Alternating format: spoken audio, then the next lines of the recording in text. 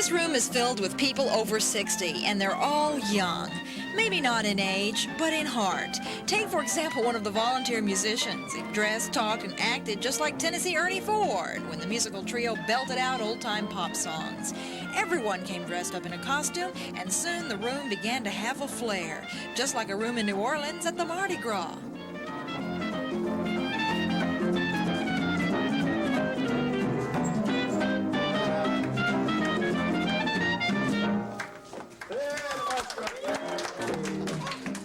Bellishaw Action 4 in northwest Oklahoma City.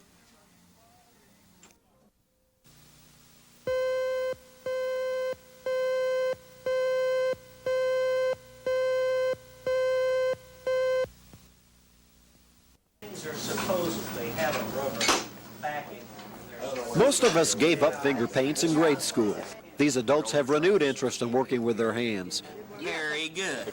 You're good. They're concerned parents who volunteered to learn how to take fingerprints of children. OSBI technicians are tutoring the parents in the finer points of fingerprinting. Parents will keep a record of the prints in case their kids ever disappear. The permanent record would make it easier for authorities to positively identify the missing child. Some parents wish this service could have been offered sooner. I have a missing son that's been missing for 2 years. He was a small baby when he was taken. When he is found, it would be hard for anybody else to identify him by looks. Children change so fast in appearances. So if I had a copy of his fingerprints, he could automatically be identified with no question. Friends of Child Find will be offering a free fingerprinting clinic Friday and Saturday at the Moore City Community Center. If you'd like more information about fingerprinting your child, call 842-7293. A warning, fingerprinting can be messy and time-consuming, but it can also be a good investment in your child's future. Scott Wallace, Action 4 at the OSBI Laboratory.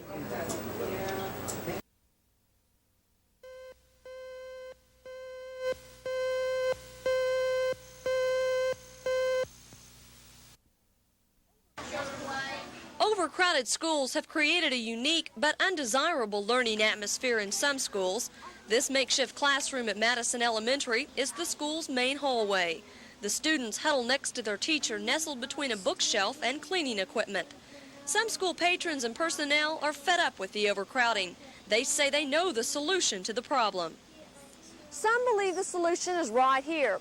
This is Nichols Hills Elementary, one of a number of schools that the Oklahoma City School Board shut down last year. But some school patrons and personnel want to see children, not for sale signs in this building.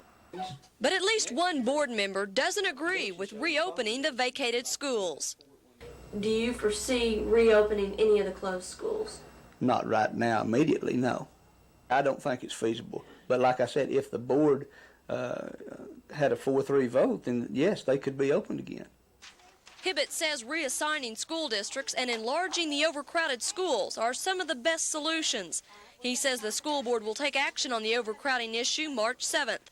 But for now, students and teachers can only make do in makeshift classrooms. Debbie Mash, Action 4.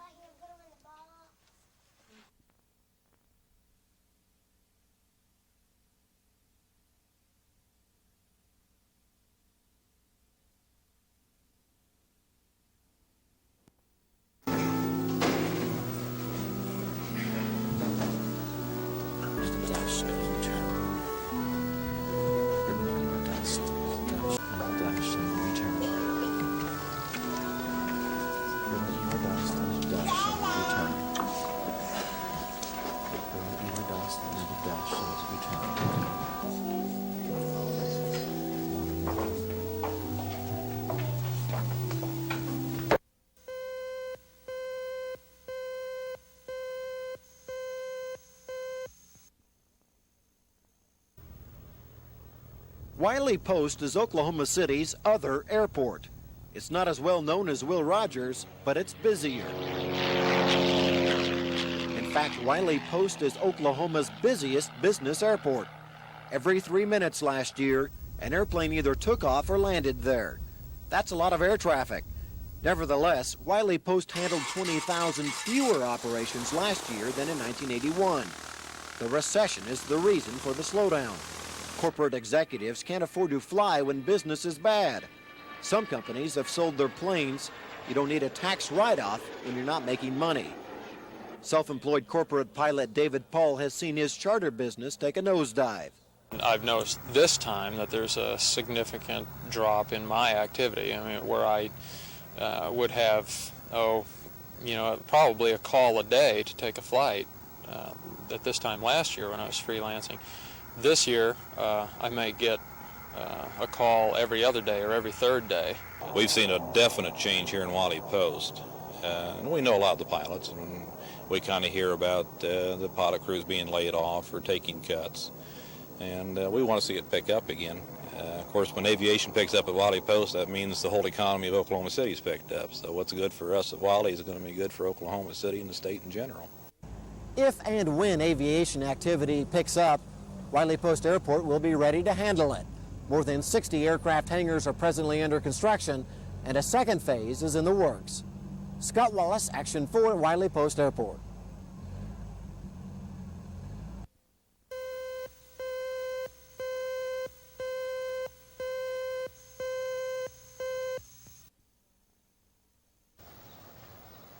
The First American Bank in Purcell has the same problems that many of the state's smaller lending institutions face. Purcell is primarily an agricultural area, and many of this bank's loans are farm-related. But the past year has been a tough one in Oklahoma fields. Farmers were paying exorbitant interest rates on new farm equipment and getting very little in return at the marketplace. That fact would lead you to believe that banks like the First American were facing hard times. But that's not the case. Although this bank's lending power is limited, small banks can develop a diversified loan portfolio by participating in loans with other banks and attracting customers from big cities. First American Bank President Larry Ewing feels that when it comes to lending money, he has the best of both worlds. I think America is going to turn back to the community banks because it's a people-to-people business, and I think people want to come in and deal with a neighborhood bank and not with a bank that's headquartered out of state or even out of country. Purcell is like a lot of small towns in Oklahoma. Many people here feel comfortable banking with the same folks they go to church or high school ball games with. And despite the problems of rural America, the banking system is designed so that big banks can participate in loans with small banks, keeping the small banks diversified, yet strong enough to stay open. In Purcell, Kurt Autry, Action 4.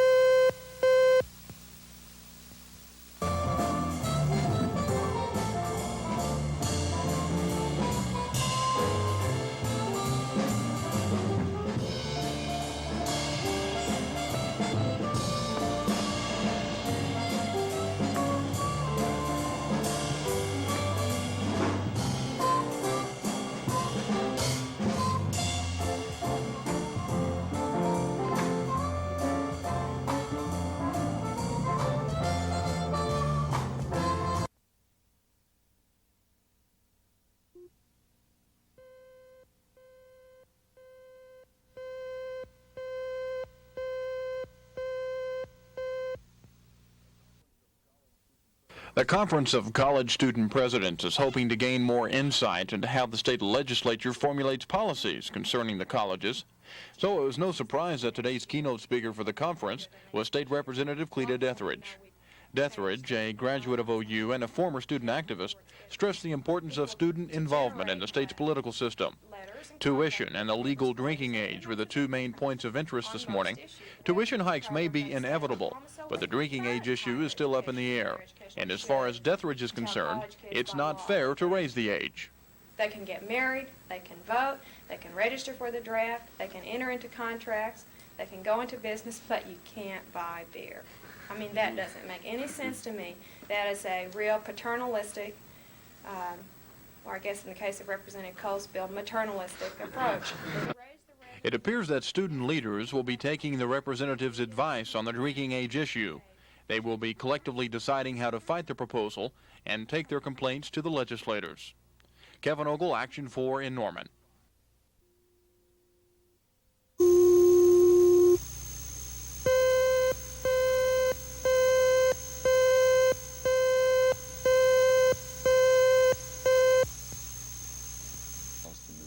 Earlier in the morning, Tubbs had been in the KTVY studios taping his weekly basketball show. The coach came to the University of Oklahoma from Lamar 3 years ago. A little more than an hour after he left KTVY, Norman police say Tubbs was struck by a car while jogging. At first, Tubbs was taken to Norman Municipal Hospital. When he was transferred to St. Anthony's Hospital about an hour after the accident, he was listed in critical condition with a fractured skull. St. Anthony's officials say he was awake and talking when he arrived in Oklahoma City.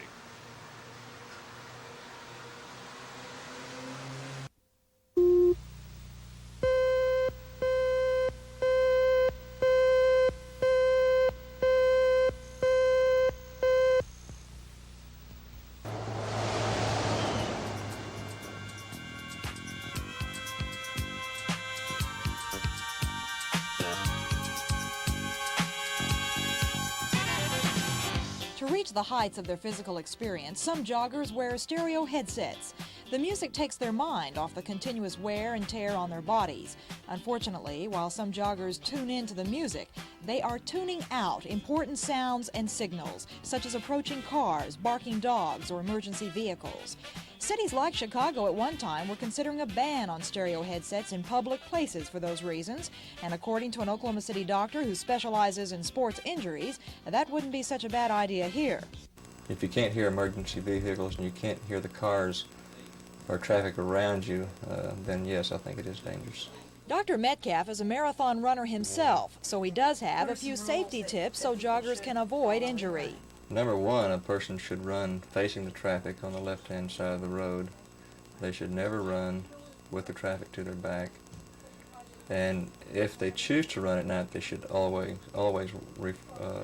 have reflective clothing. The stereo headsets are a relatively new addition to the jogging scene. Perhaps the older way of running may be the best. 50 joggers a year are killed on the street. It may be a scenic place to run, but certainly not the safest. Bellishaw Action 4 in northwest Oklahoma City.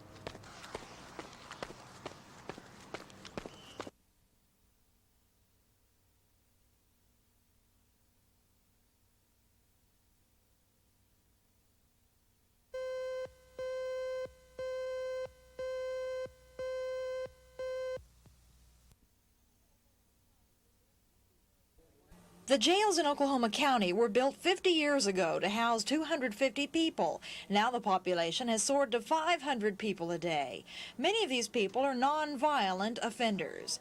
There's a new program called recognizance, and these non-violent offenders will be able to get out of jail without paying bond if they meet certain criteria. The program has already been tested in the Oklahoma City jails, and 90% of the people released came back for their trials. The only problem is the program will not cure the Oklahoma County jail's overcrowding woes. But let me emphasize that while this is a cost saving, it's obviously not the final answer. We're probably going to have a jail annex in the near future. We wouldn't expect it to get down to an adequate population level solely by this program. So, while the Bar Association admits this is not a final solution to the overcrowding problem, it is a major step because it will help reduce jail population by as much as 25% on a daily basis. Bellishaw, Action 4 at the Oklahoma County Bar Association.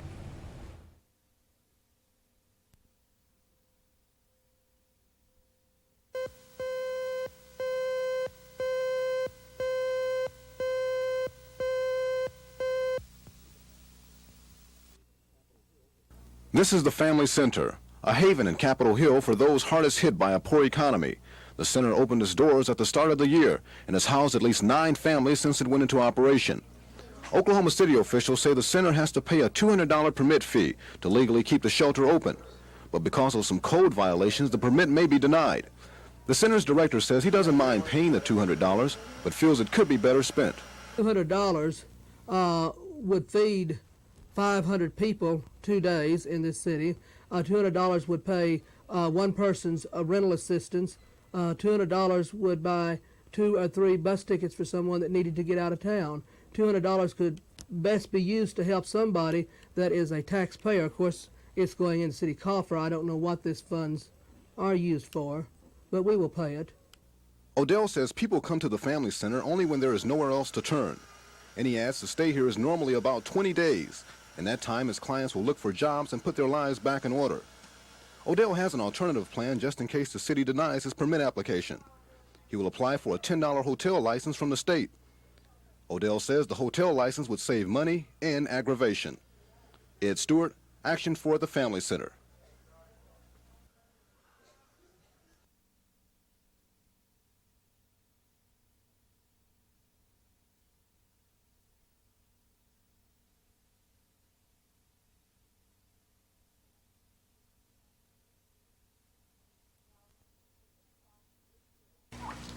Now, from 10 o'clock when we leave here, we're going to go to the various rooms for the discussion groups. You can go in and you can find out about business careers, health careers, technical careers, and as Dr. These people are not the state's chronically unemployed. They are average, middle-income people that have just recently found themselves without a job. Being unemployed is a new experience for many here, and it hurts. Oscar Rose Junior College hopes to ease the pain by introducing them to new skills and job placement. From the morning sessions, someone who's looking for retraining programs, perhaps they can find a direction. And of course, the afternoon sessions, which is dealing strictly with coping, perhaps they can find a solution for their immediate problem in dealing with the fact of being suddenly unemployed. It's a very devastating thing to have perhaps two paychecks and suddenly there's no paycheck coming in. Finding a new job is easier said than done, and all the employment seminars in the world won't put dinner on the table. Today's participants are aware of that fact. They're here to make some long-range career decisions. I'm hoping to learn kind of what to look for. It's the first time I've been unemployed in 8 years, and you're a little scared when you're in an unemployed situation after having 8 years of job stability. And it's just something that you don't know what to expect anymore. You get out and you hunt for jobs, and there's no jobs out there anymore. Many of the unemployed at this seminar know they will find no magical answers here. It's just not that easy to find work. But the people that do come here find comfort in knowing they're not alone and that life does go on for Oklahoma's unemployed. In Midway City, Kurt Autry, Action 4.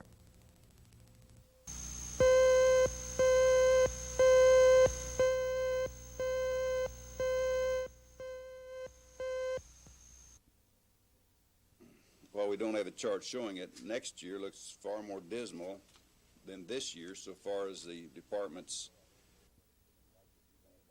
It's painful. I don't like to see things like this done. I hope that things will get better quickly so that the policy can be suspended. But facing the situation that we see building up, it seems that a one-day-a-month furlough without pay was the most equitable, the most effective, and a policy that we can administer. We can only disagree with the kinds of hasty, strong, overdramatic steps that were taken today by the Department of Human Services. And these steps were out of sync with the rest of state government, and they were unnecessary and unhelpful.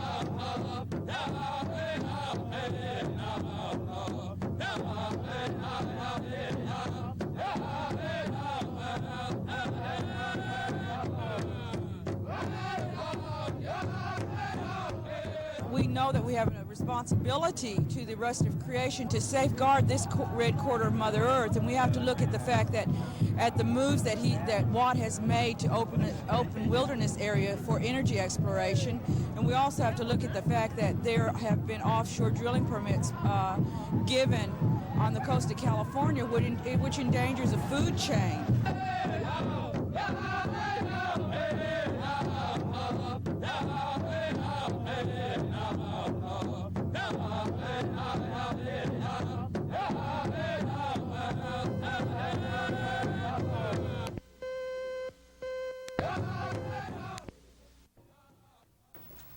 Three things happen. Your breathing becomes erratic, your hand becomes sweaty, and your blood pressure increases. Those are the elements used in a polygraph exam to determine if a person is lying or telling the truth. But Doug Williams contends a lie detector test isn't always accurate. Williams is a polygraph examiner who coaches people on how to outsmart the test. He says a person who's telling the truth can flunk just because they're nervous. This reaction can also be due to other innocent stimuli. Rage at having been asked the question in the first place, misplaced guilt, reliving a trauma. Any number of innocent stimuli can cause this exact same reaction. The polygraph examiners know this. When they word their reports, for the most part, they say this reaction usually indicates deception. They don't have the temerity to say that it always does, but they downplay its limitations. They don't tell the employer who uses it, you know, this thing is really limited. Williams says by controlling your breathing and muscle tension, your response to the test can always be the same. He says the test isn't a lie detector, it's just a good method of interrogation. Debbie Mash, Action 4 at the Lincoln Plaza. See, the point is...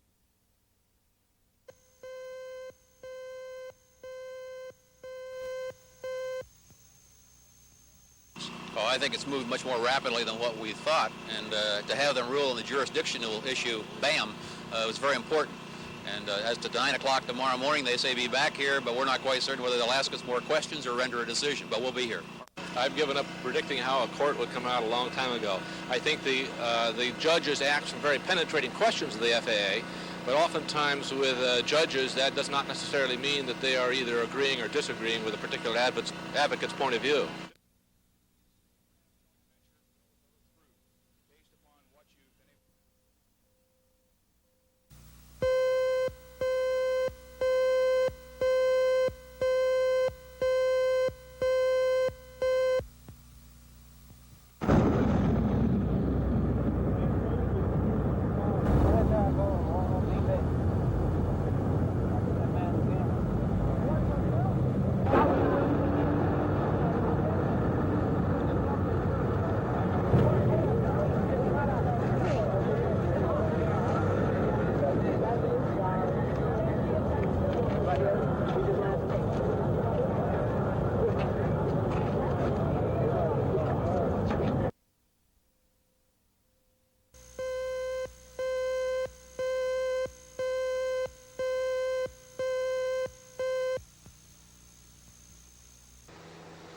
In 1982, for the second consecutive year, there were more oil and gas wells completed in Oklahoma than ever before.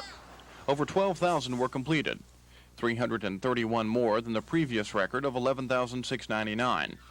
The state also reported over 92,000 producing oil wells and almost 21,000 producing gas wells. Corporation Commission officials said the record level of completion reflects the high level of drilling activity in 1981, due to the fact many were deep wells in the Anadarko Basin and took nearly a year to complete. Another record, and one less attractive, was the number of dry holes reported, over 3,000. According to the Corporation Commission, part of the dry hole increase can be contributed to companies deciding to stop drilling ventures when oil and gas prices decreased, making further drilling uneconomical. Since the fall of 1982, things have decayed steadily in the oil and gas industry. The number of active rigs has declined 67% from 863 a year ago to just 283 this week. And while the new figure is an increase from last week, experts are saying it's still too early to tell if the sliding industry has bottomed out yet. Kevin Ogle, Action 4.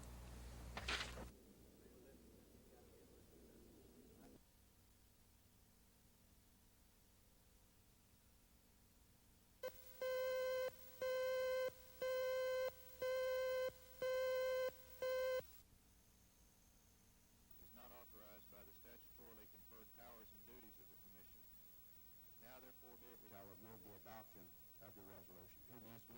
Was to allow state agencies throughout Oklahoma government to initiate... Well, I think they're playing cat and mouse with the welfare department. I really do. If they voted against Mr. Bellman, then they found the money somewhere. And if they found the money and had it all along, I think it's terrible. I really do. I think that Mr. Bellman's doing a great job, and I think that really if I was him, I'd quit tomorrow.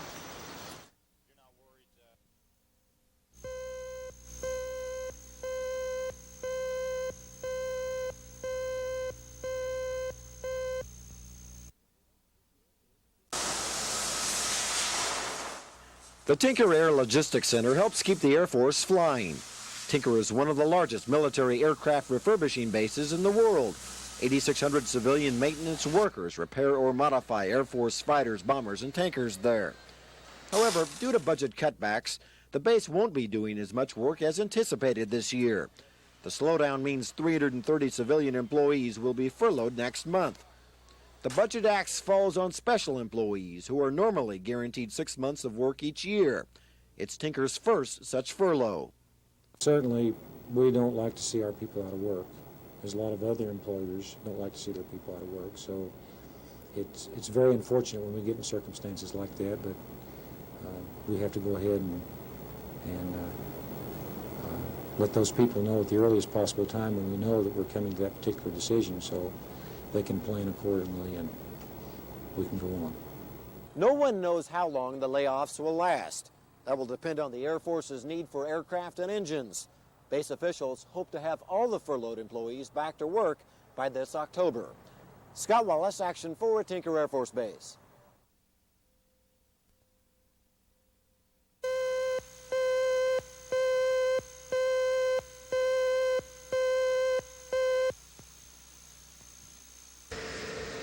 Oklahoma depends on the oil and gas industry. It's one of the main ingredients that keeps the state's economy going. But since the fall of 1982, the industry has been in an economic tailspin. In order to compensate, some companies have been cutting corners on expenses, and that has led to some real problems. The biggest of those problems has been chemical pollution. The Oklahoma Corporation Commission has recognized that, and they're starting to crack down on some of the more obvious offenders. We are continually intensifying our efforts to avoid pollution. Cracking down? Yeah, you can say that. Earl Putnam, Director of the Oil and Gas Conservation Division for the Corporation Commission. His department is keeping a close eye on the industry, and they're receiving help from other sources as well. We've increased our surveillance both on the ground with our field inspection team. We have a lot of help, too, from industry. People that report other operators as violators, service companies that report other service companies. When they drill a well, there's a byproduct from that well, and that byproduct has to be dealt with. And that's what we're trying to deal with right now, is to make sure that that pollution is taken care of in the orderliest manner possible. We don't want to be unreasonable in requesting hundreds and hundreds of thousands of dollars that the companies will absolutely fight and will be on appeal for years. We're mainly interested in enforcement. The Corporation Commission contends the percentage of oil and gas companies creating a pollution problem is small, but they will continue to plug wells and fine companies until the problem is under control. Kevin Ogle, Action 4.